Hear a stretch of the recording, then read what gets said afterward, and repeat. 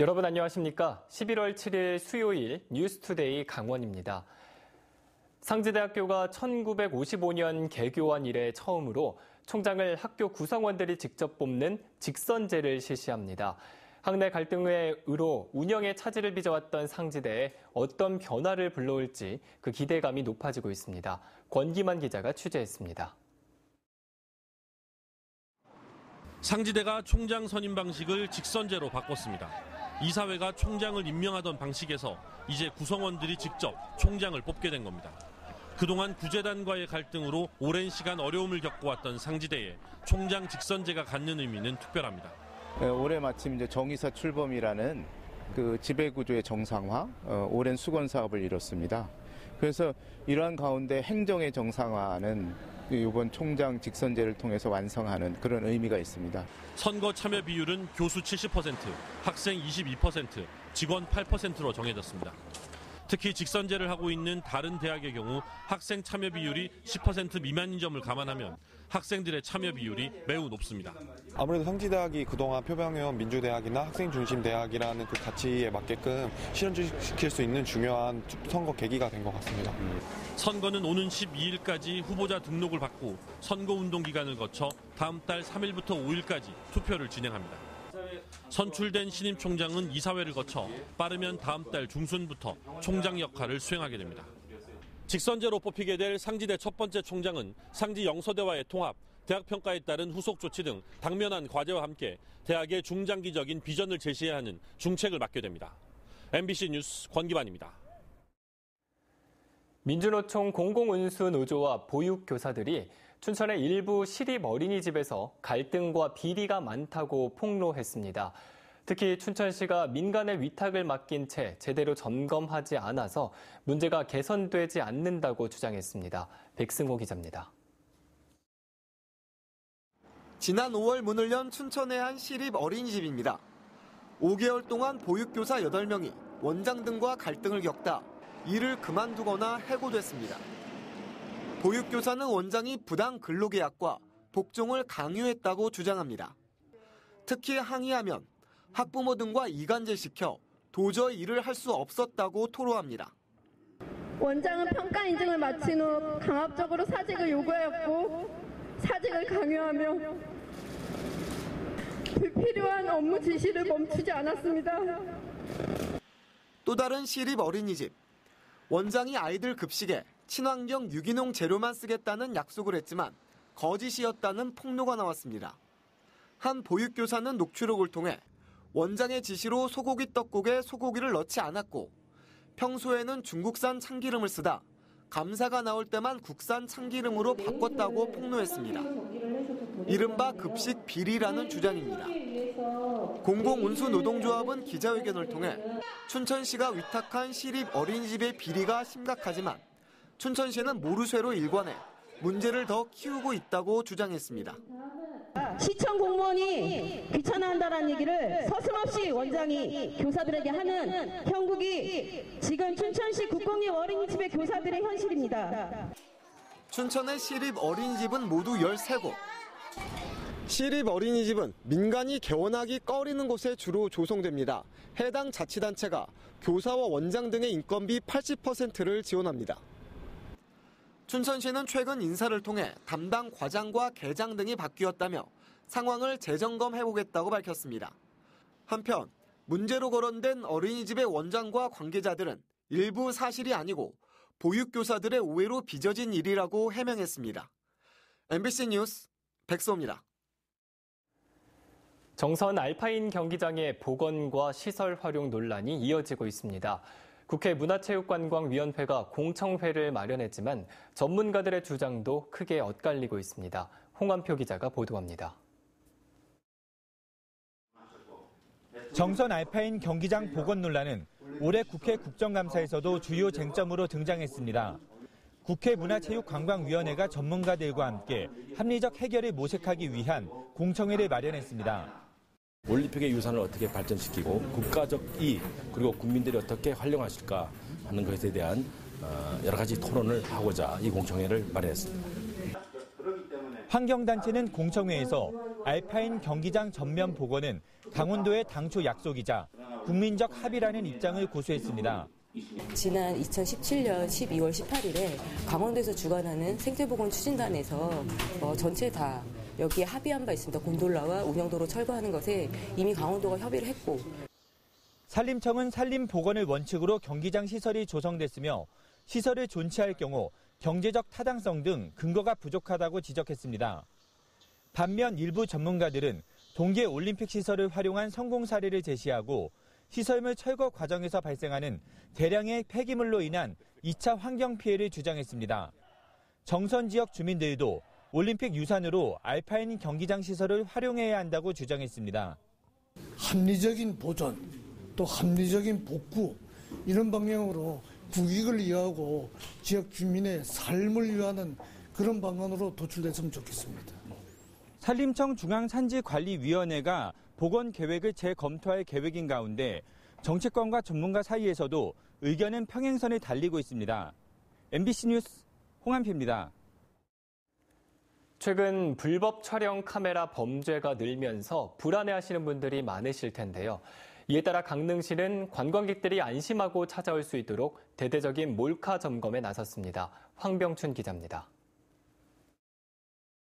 KTX 강릉역 공중화장실에서 경찰과 단속 반원들이 불법 촬영 카메라가 설치됐는지 점검합니다. 몰래 설치한 카메라의 전파를 찾거나 렌즈를 감지하는 방법을 씁니다. 호텔 객실도 꼼꼼히 살펴봅니다. 구석구석 카메라가 설치될 만한 곳을 빠지지 않고 점검합니다.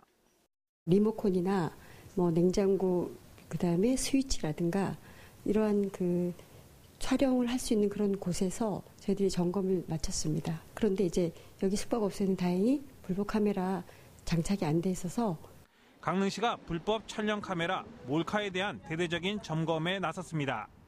20명의 점검반을 꾸려 숙박업소와 식당, 공공기관, 목욕탕, 수영장 등을 점검해 카메라 설치가 확인되면 경찰에 수사를 의뢰할 계획입니다. 불법 카메라를 설치하거나 촬영 유포하면 성폭력 처벌에 관한 특례법이나 정보통신망법에 의해서 처벌을 받을 수 있습니다. 또 관광객들이 많은 경포와 안목, 송정해변 공중화장실에 대해서도 자체적으로 몰카 점검을 벌일 예정입니다. 강릉시는 몰카 없는 안전도시로 만들기 위해 점검을 연중, 주기적으로 할 계획입니다. MBC 뉴스 황병춘입니다. 정부는 물론 요즘 각 지자체가 가장 심혈을 기울이고 있는 분야는 단연 일자리일 텐데요. 하지만 일자리 발굴이 여의치 않은데 강원도는 안정적인 일자리 공급을 위해 일자리 재단을 만들 계획입니다. 강화길 기자가 보도합니다. 강원도의 일자리 사업은 크게 세 갈래 조직으로 운영되고 있습니다. 지난 5월에 출범한 강원도 일자리 공제조합. 강원도가 시행하는 일자리 안심공제를 위탁 운영하고 있습니다. 자체적인 수익사업을 벌이며 일자리 사업을 펼치기가 버겁습니다. 강원도와 18개 시군에 설치된 일자리 지원센터는 나라 돈으로 벌이는 공공근로사업이나 지역 공동체 사업 등 한시적 일자리를 관리하는 역할을 수행합니다. 마지막으로 인적자원개발위원회는 지역 기업들이 원하는 인력 수요에 따라 맞춤형 인력을 교육, 양성하는 역할을 합니다. 하지만 이들의 유기적인 협력을 기대하기 어렵고 관 주도에서 벗어나지 못해 창의적인 사업을 펼치기 어려운 구조입니다. 강원도는 이에 따라 이들 조직을 통합 운영할 일자리 재단을 설립할 방침입니다. 지난 2016년 9월에 출범한 경기도 일자리 재단을 벤치마킹할 계획입니다. 경기도 일자리 재단은 일자리 정보 제공은 물론 직업 알선, 교육, 고용 유지와 창업 등 일자리 전반에 대한 서비스를 통합 제공하고 있습니다. 원래 산재돼 있던 기관들이 하나로 합쳐진 거잖아요. 그래서 업무 시너지가 발생을 해서 사업을 좀 더 잘 추진할 수 있게 됐어요. 강원도는 설립 타당성 용역을 벌여 내년 11월쯤 재단을 출범시킬 계획입니다. 지금 행자부하고 1차 협의가 진행되고 있고요. 내년도에 이제 용역이 완료가 되면 또 2차 협의를 하고 한 11개월 정도 소요된 후에 내년도 한 11월 달쯤 출범할 예정입니다. 강원도 일자리 재단이 흩어져 있는 일자리 사업을 통합해 도민들의 고용 기회를 확대해 줄 일자리 플랫폼으로 기능할지 주목됩니다. MBC 뉴스 강화길입니다. 공직선거법 위반 혐의로 구속영장이 청구된 이경일 고성군수에 대한 영장이 기각됐습니다. 춘천지법 속초지원 양성욱 판사는 어제 저녁 8시 40분쯤 이미 핵심 진술이 확보되는 등 증거 인멸 우려가 없다며 검찰이 청구한 사전 구속영장을 기각했습니다. 이 군수는 어제 오전 10시쯤 춘천지법 속초지원에 출두해 약 2시간여 동안 영장 실질 심사를 받은 뒤 영장 발부 여부를 기다리다 어젯밤에 풀려났습니다. 이경일 고성군수는 지방선거 운동 당시 다른 사람을 통해 선거운동원에게 법정 한도 이상의 수당을 지원한 혐의를 받고 있습니다. 강원도 노인 절반이 경제활동을 하고 있는데 성별 임금 불균형이 심각한 것으로 나타났습니다. 강원도 여성가족연구원은 2017년 기준 강원도 거주 65살부터 79살 노인의 경제활동 참여율은 남성이 55.7%, 여성은 44.48%라고 밝혔습니다. 그런데 10명 중 9명이 임시근로자이거나 무급가족 종사자로 나타났습니다. 특히 같은 연령의 경우 150만 원 이상을 여성 노인은 6.5%인 반면 남성 노인은 35.1%로 큰 차이를 보였습니다. 강원도가 인허가 등 현지성이 강한 사무를 각 시군에 대폭 이양합니다. 이번에 이양할 업무는 각종 신고와 등록, 검사와 명령, 인허가 등 34개 기능의 137개의 단위 사무입니다. 특히 주민 생활과 밀접하고 현지성이 강한 사무가 97건으로 가장 많습니다. 강원도는 지방 이양 발굴 사무는 지난 9월 자치분권위원회에 제출했으며 시군 위임 발굴 사무는 시군의 동의와 함께 내년 2월까지 도의회 심의를 거쳐 후속 조치를 진행할 계획입니다. 이번 겨울 도내 6개 시군에서 유해 야생동물 개체수 조절을 위한 순환 수렵장이 운영됩니다. 대상 지역은 원주와 횡성, 영월, 평창, 홍천, 정선 등 6개 시군이며 운영 기간은 오는 20일부터 내년 2월 말까지입니다. 해당 지자체는 수렵장 운영으로 인한 안전사고와 피해 예방을 위해 곳곳에 안내시설을 설치하고 인근 주민들의 각별한 주의를 당부했습니다. 절기상 입동인 오늘 영동 지역은 흐리고 비가 오겠으며 영서 지역은 오전까지 비가 온 뒤 오후에는 곳에 따라 빗방울이 떨어지겠습니다. 속초와 고성, 양양 그리고 강원 북부 산지에는 호우주의보가 발효 중입니다. 한편 오늘 예상 낮 최고 기온은 영동 지역이 14도에서 16도, 영서 지역은 12도에서 15도, 강원 산지는 11도에서 13도 분포로 평년과 비슷하겠습니다. 강원 내륙과 산지에는 안개가 낀 곳이 많습니다. 안전운전 하시기 바랍니다. 그럼 자세한 오늘의 날씨와 행사를 안내해드립니다.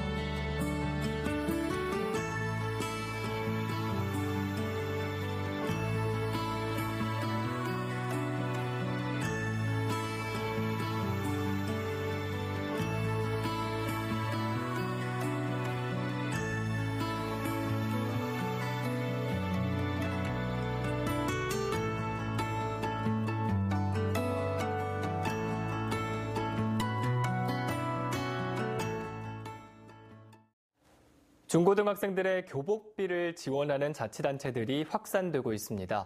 홍천군도 내년부터 학생 교복 구입비를 지원합니다. 홍천군은 내년부터 중학교와 고등학교에 입학하는 신입생에게 교복비를 지원하는 내용을 골자로 하는 홍천군 교복지원 조례안을 제290회 홍천군 의회에 제출했습니다. 홍천군은 내년에 중고에 입학하는 신입생을 1,160명으로 예상하고 신입생 1명당 30만 원을 지원합니다. 소요 예산 3억 4,800만 원을 지방세 등 자체 수입으로 조달할 예정입니다. 또 양구군도 지난달 중고등학생 교복 구입비를 지원하는 조례안을 제출한 바 있습니다. 정부가 동해안권 경제자유구역의 중점 유치 업종을 변경했습니다. 제2차 경제자유구역 기본계획 수립으로 변경한 내용을 보면 망상지구는 기존의 의료기기 관련 제조업을 제외하는 대신 사계절 관광도시 조성을 목표로 호텔과 관광 숙박업, 외국인 학교, 종합병원 등 정주와 관광 중심으로 개편했습니다. 또 북평지구는 비철 금속 기반 부품 산업을 집중 육성하고 콜드체인과 연계한 수산물 유통 가공 분야의 기업 유치를 병행하는 쪽으로 변경했습니다. 철원 평야의 우량 농지의 축사 신축이 어려워질 전망입니다. 의정부 지방법원 제2행정부는 서울에 주소를 둔 김모 씨가 철원 동송읍에 돈사를 지으려다 철원군이 건축 신고를 반려하자 이 처분을 취소해달라며 낸 소송에서 김 씨의 청구를 기각했습니다. 철원군은 이 판결로 앞으로 철원평화 등 철원 관내 우량 농지에서 축사 신축이 어려워질 것으로 내다봤습니다. 이상으로 뉴스투데이 강원을 마칩니다. 고맙습니다.